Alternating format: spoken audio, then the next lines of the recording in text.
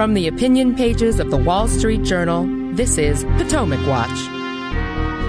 Did President Biden just commit the United States to the military defense of Taiwan? That's the way it sounded at a press conference in Japan on Monday, though the White House communications staff quickly said that was a mistake and there was no change in U.S. policy of what has heretofore been a strategic ambiguity about whether or not the U.S. will defend Taiwan. What does this mean for U.S. credibility in Asia and towards China as the president meets with Asia-Pacific allies over the weekend and this week? Welcome. I'm Paul Gigot with my colleague, Adam O'Neill. How are you, Adam?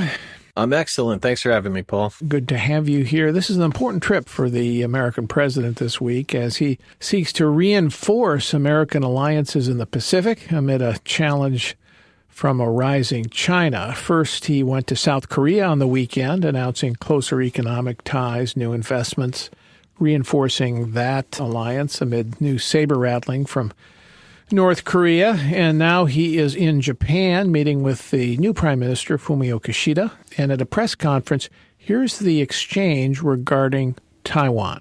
Are you willing to get involved militarily to defend Taiwan if it comes to that? Yes. You are? That's the commitment we made. We are not, look, here's the situation. We agree with a one China policy. We've signed on to it and all the attendant agreements made from there. But the idea that it can be taken by force, is just not appropriate. It will dislocate the entire region and be another action similar to what happened in Ukraine. And so it's a burden that is even stronger. Adam, I think there's some strategic ambiguity in that that comment as well. On the one hand, we adhere to the one China policy, which of course China does as well, which says Taiwan is part of China. On the other hand, it sure sounded like, at least from the president's personal point of view, he thinks that the United States has made a commitment to defend Taiwan against Chinese military intervention. Therefore, it's passing strange if that's the kind of national commitment that he personally believes in. Strange, then, that the administration so quickly walked this back. And I don't think that helps the president's personal credibility in Asia. And now what do we have? This is the third time this has happened? Yeah, when I first read the news this morning, Paul, I thought to myself, okay, double check the date on that article, because it certainly happened before where I've read an article that was 6 months old and thought we needed to write something about it immediately. But no, he made a similar comment in August, another similar comment in October. This one was a lot more direct, how he just said, yes. And part of me wonders, is President Biden, does he know what he's doing here? Is he trying to signal, actually, hey, China, get ready, we will get involved? Or is this him being sloppy with language? And I tend to think it's the latter one because of, I don't know, his 50 years of political history that are a pretty good guide about how Joe Biden is with language. But also, you notice he said, we agree with the one China principle. And I may be wrong, but if I'm not mistaken, I believe the U.S. policy is to acknowledge the one China principle, which is to say we recognize this is what China thinks, but we don't necessarily agree with it. Yes, that's right, Adam. I believe that is the policy. Right. So that kind of sloppy language saying, oh, we agree with one China, but oh, by the way, we're going to defend them militarily. We're obligated to do that. We're not. Under the 1979 Taiwan Relations Act, that's ambiguous, right? I think that's where strategic ambiguity dates back to. If not then, exactly around that time when China was becoming normalized. So it's really unfortunate because I think there's a legitimate debate to be had about whether strategic ambiguity, making it unclear whether the U.S. would intervene militarily to help Taiwan, is the right policy. But you can't be having that debate when every few months Biden just pops off at a press conference and makes a really crazy comment like this that the entire world is listening to. And then the long-suffering White House staff has to come in and try to clean up after him like they do with everything. Well, I agree with you that you can't be ambiguous about a policy of changing policy of strategic ambiguity. On the other hand, if the president is making this assertion himself, shouldn't the White House back him up instead of essentially rushing out and saying, oh, well, that's not a change in policy? It sure sounded like a change in policy. And if you're going to assert that, then to be credible, you can't be undermining it immediately. And you can't have the White House staff running out and suggesting, well, it's the old man again, just can't You know how he is, folks. There's an undercurrent of, he has these episodes and so on, and that's just very damaging to him and his credibility. Yeah, I completely agree. And I don't have a tremendous amount of sympathy for PR flacks, particularly in this White House, given how brazenly they lie and how dishonest they are. But I do kind of feel for them because on one sense, their job is to lie for the president and to back him up. And he doesn't really give them a lot to work with when he does things like this. Well, Adam, I disagree with that. I think their job is to tell the truth for the president. I mean, that's what his job ought to be. Their job isn't to lie for the president. If that's what they do, then nobody is going to believe a word they say. And it's one thing to fib about a baby formula here in the United States or saying that inflation we're getting it under control. It's another thing to have these kinds of statements undermined or simply not believed on the world stage involving such a critical issue of whether or not the United States is going to commit military force to defending Taiwan. Yeah, that's a fair point. And maybe I should have said, I don't really feel that bad for them because they seem to behave like they think their job is to lie for the president. Maybe that's a more accurate way to put it, right? That certainly is the perception I have. I mean, I'll admit I don't spend a tremendous amount of time watching the White House press briefings, but the clips that I do watch are usually pretty shocking. I just think it's also a failure of leadership from President Biden. When he first did this last year, maybe he should have sat down and called in a bipartisan congressional delegation and said, I'm thinking about changing the policy. What do you guys think? Because if you do change a policy like this, you need very strong bipartisan support. Because there's no question that Beijing is looking at this and they're wondering, maybe the Americans will get involved. But they also have to wonder, well, maybe Biden says that, but does he really have the support at home? He's incredibly unpopular. The Republicans don't like him. A lot of the Democrats are very skeptical of different foreign policy decisions he's made. And it would really help if before he did this, he sat down with the other leaders and made a case to the American people, not just dropping sentences like this here and there. Well, that's for sure. And it would be a considered policy, announced, supported, and perhaps had support of Asian allies, for example, also political figures at home. Also, if you're going to make this kind of a change in policy, you're going to have to do a couple of things that we simply aren't doing. One of them is, and this is a lesson of the Ukraine conflict, arm Taiwan now. Don't wait until it looks like China is massing forces on the border for an invasion. You have to do it now. And you have to do it much more rapidly in a much more significant way than we have done it. Second, we got to start sending in people to train the Taiwanese military and security forces so they are better able to deter an invasion. Remember, the key point here is deterrence. You don't want to have to fight a war over Taiwan. You want to deter one. We don't even send senior administration officials to Taiwan because we're afraid of offending the Chinese. Paul, maybe a third related point would be build up the American military. If you're saying we're ready to go to war with China, you shouldn't be trying to raise military spending every year barely enough to keep up with inflation, if that, right? You should be preparing to fight a war against a country that has been, by some measures, the biggest peacetime military buildup in history. You're absolutely right about that, Adam. And I mean, if you look at what China has done with its military in recent years, it's not merely built up the forces to be able to exercise an amphibious invasion of Taiwan and do that successfully. It's done that. But it's also built up an asymmetric military force, including long-range missiles and naval capacity, to be able to defeat the United States in the Far Eastern theater. They are trying to build up a force so that they can take out our carriers, that they can deter us from moving our forces into that first island chain along the coast of the Pacific and defeating our military bases, taking out our airfields so we can't bring in assets. That's a very significant capability they've built up, and I don't think the American public quite understands the degree of American vulnerability on that score. And it's going to take a much more significant degree of military spending and an increase in spending than the president has proposed or Congress has been willing to pass to be able to adequately deter China from taking Taiwan. Yeah, absolutely. I think Matt Pottinger, who is the architect of Donald Trump's China policy, many people have said, he told me a couple months ago, look, we're talking about $700-800 billion in annual spending. We should be talking in the trillions, maybe something like 1.5 trillion. And that's a big, scary number to a lot of people. But if you look at it as percent of GDP, that would take us to about, the Cold War average, somewhere in that neighborhood. And China, I think, is a much more formidable enemy than the Soviet Union ever was, particularly now, and particularly with the investments they're making.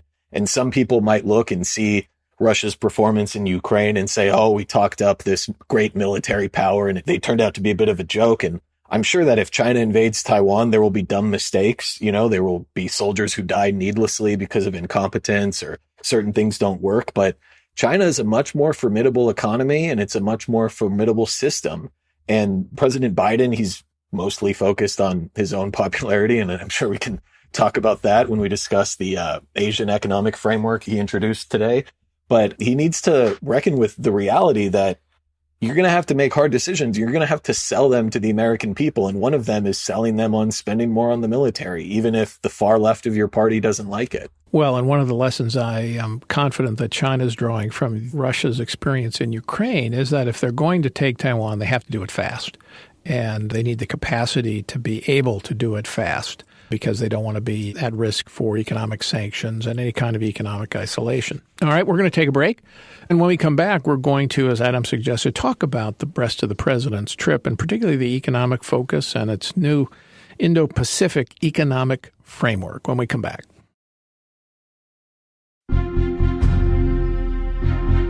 From the opinion pages of the Wall Street Journal, this is Potomac Watch. Welcome back. I'm Paul Gigot with my colleague Adam O'Neill. The president, in addition to security interests in Asia-Pacific, the White House is unveiling what they're calling an Indo-Pacific Economic Framework for Prosperity. One of those new acronyms, IPAF. Get used to it. Add to the other alphabet soup in our national economic policy framework. This one brings together 13 countries, including the United States, into a kind of a loose grouping of countries, Japan, Australia, most of the Southeast Asian nations, India's in there, Vietnam, South Korea, representing a huge chunk of the world population and GDP. And it's just starting. There are no deals announced yet, but it's going to focus on 4 areas, according to the White House. One is trade, second, supply chains and resilient supply chains, 3, clean energy and decarbonization, and then 4, taxes and corruption. But I want to focus on one fact right away, which relates to what we were talking about before. Adam, Taiwan isn't in it. Taiwan, which we're supposed to be trying to protect, isn't even in this new IPAF economic framework. Jake Sullivan, the national security advisor, was asked why not. And basically, he ducked the question. He said on the record when asked, well, we're going to deepen our relationship with Taiwan economically ourselves and leave them out. But if you wanted to send a message of U.S. resolve and the U.S. dedication to Taiwan and try to make it integrated into a set of nations not involving China, why would you leave it out of this? Look, the best thing you can say about this deal is that the Chinese don't seem to like it. I saw a quote from the foreign ministry talking about Cold War mentality and blocks in the region or something. But the reality is, no matter what the United States does, China will criticize it, unless it's total kowtowing to China's interests in every possible way. But even then, they'll probably criticize not doing it quite the way that they would like. So if China's not going to be happy about this deal, you might as well invite Taiwan, not only from the geopolitical perspective, but from a purely economic one. Taiwan is one of the great economic powerhouses of East Asia, and leaving them out like this doesn't really make a lot of sense. I guess the only consolation prize is that this isn't a free trade deal, right? There aren't tariffs being lowered. There aren't new markets being opened up. So the countries that are joining, they seem to be joining because it's better than nothing.